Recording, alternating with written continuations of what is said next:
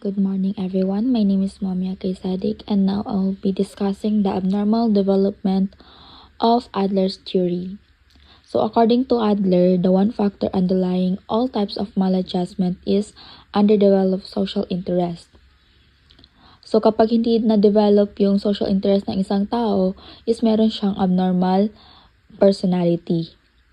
So kapag may abnormal personality ang isang tao ay meron siyang lacking social interest, and set their goals too high, live in their own private world, and have a rigid and dogmatic style of life. In short, people become failures in life because they are over-concerned with themselves and care little about others.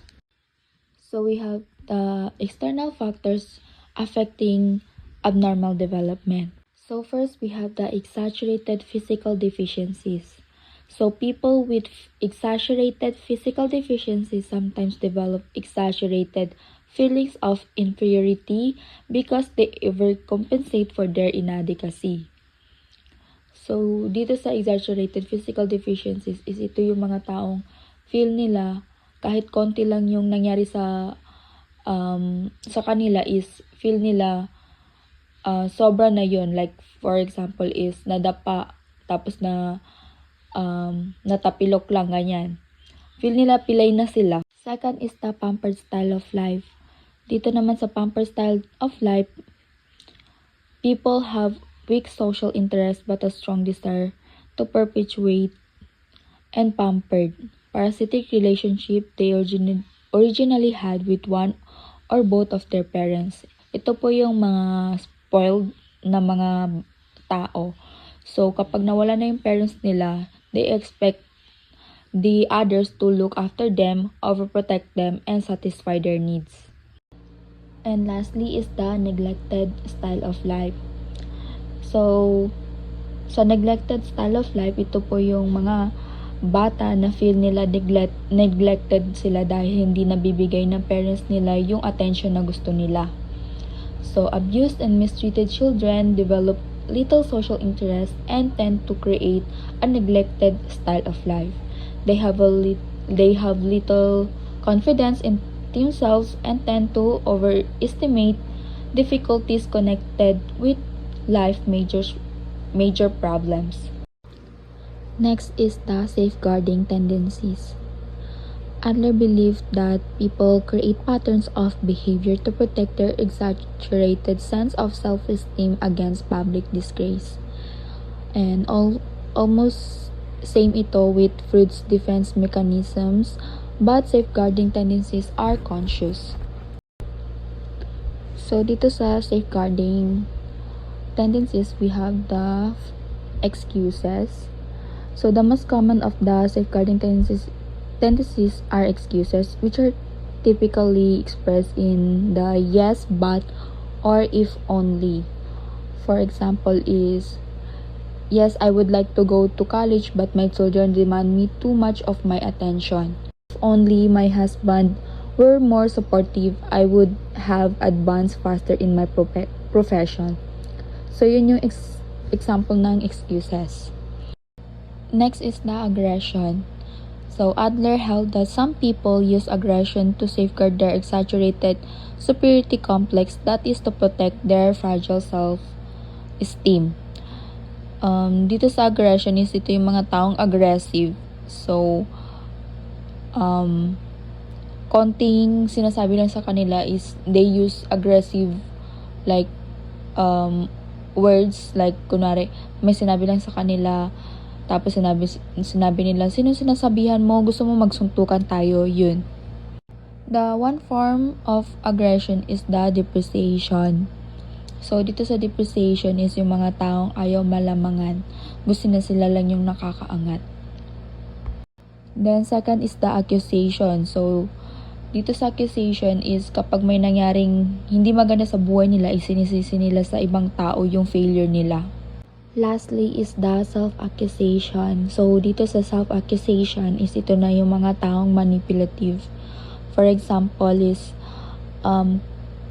kapag yung mag-boyfriend-girlfriend is, kunwari, yung girlfriend, hiwalayan na niya yung boyfriend niya dahil hindi na niya kaya yung ganito, ganyan. But the boyfriend always sinasabi na, kapag hiwalayan mo ako, magpapakamatay ako. So, that is the self-accusation. So, with self-accusation, people devalue themselves in order to inflict suffering on others while protecting their own magnified feelings of self-esteem. Then, last type of safeguarding difficulties is withdrawal. So, withdrawal is personality development can be halted when people run away from difficulties. So, kapag ang isang tao ay feel niya nahihirapan na siya, tumatakbo siya sa responsibilidad, for example, nahihirapan na siya sa course na to, then gusto niya mag-shift para hindi mahirapan. So, we have here the moving backward.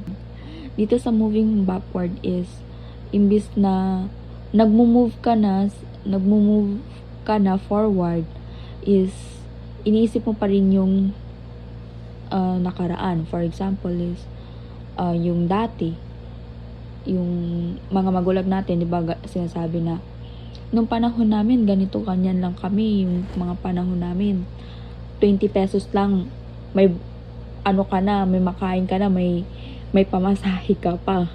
Next is the standing still. So, ito yung mga taong natatakot sumugal. For example is, nagtatrabaho ka tapos gusto mong mag-apply sa ibang company pero natatakot ka na baka mamaya hindi ka tanggapin or baka mamaya or baka mamaya is mas mahirap doon sa company na yun. So kahit na mataas yung sweldo, ayaw mong mag-take ng risk. So nagsistay ka lang doon sa kung saan ka. The third is the hesitating. So some people hesitate or vacillate when faced with difficult problems. Their procrastinations eventually give them the excuse, it's too late now. So, ito yung mga taong nag-hesitate muna bago gawin yung isang bagay. So, lastly is the constructing obstacles. So, dito sa constructing obstacles is in order for them to not feel the difficulty of life is gumagawa sila ng imaginary problem tapos yun ang isosolve nila. And they feel relief. Akala nila dahil doon na-solve nila yung problem nila, which is hindi, because it's just their imagination. So next is the masculine protest. So dito sa masculine protest is Adler believed that the psychic life of women is essentially the same as the men. So, according to Adler, cultural and social practices, not anatomy, influence many men and women to overemphasize the importance of being manly, a condition he called the masculine protest. So, next is the applications of individual psychology. So, we have the family constellation. So, here in the family constellation, nabubuo itong mga traits na to sa treatments ng mga parents sa mga bata and sa subjective perception ng bata sa kanyang magulang. So, here are the positive and negative traits according to birth order. So, the oldest child, the positive traits are nurturing and protective of others, good organizer. The negative traits is highly anxious, exaggerated feelings of power, unconscious hostility, fights for acceptance, must always be right, whereas others are always wrong. Highly critical of others and uncooperative.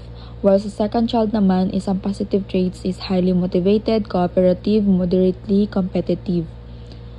And the negative traits is highly competitive and easily discouraged.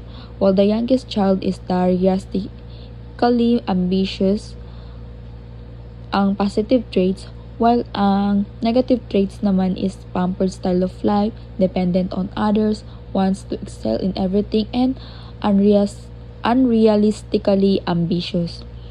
While the only child naman is, ang positive traits niya is socially mature, while the negative traits is exaggerated feelings of superiority, low feelings of cooperation, inflated sense of self, and pampered style of life.